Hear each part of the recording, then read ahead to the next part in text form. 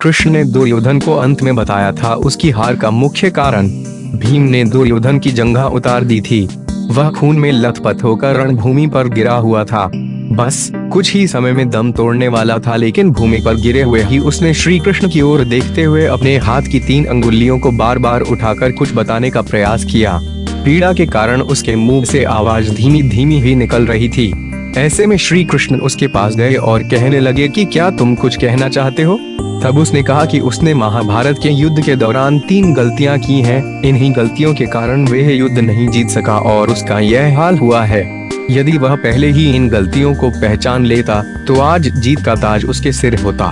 श्री कृष्ण ने सहजता से दुर्योधन से उसकी उन 3 गलतियों के बारे में पूछा तो उसने बताया। पहली गलती यह थी कि उसने स्वयं नारायण के स्थान पर उनकी नारायणी सेना को चुना। यदि नारायण युद्ध में कौरवों के पक्ष में होते तो आज परिणाम कुछ और ही होता। दूसरी गलती उसने यह बताई कि अपनी माता के लाख कहने पर भी वे उनके सामने पेड़ के पत्तों से बना लंगोट पहनकर गया। यदि वह नग्न अवस्था में जाता तो आज उसे कोई भी योद्धा परास्त नहीं कर सकता था। तीसरी और अंतिम गलती उसने की थी वो थी युद्ध में आखिर में जाने की भूल। यदि वह पहले ही जाता तो कई बातों को समझ सकता था और शायद उसके भाई और मित्रों की जान बच जाती।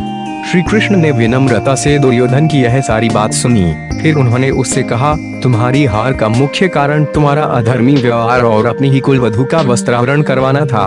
तुमने स्वतः अपने कर्मों से अपना भाग्य लिखा। श्री कृष्ण के कहने का तात्पर्य यह था कि तुम अपनी इन 3 गलियों के कारण नहीं हारे, बल्कि तुम अधर्मी हो इसलिए हारे। यह सुनकर दुर्योधन को अपनी असली गलती का एहसास हो गया।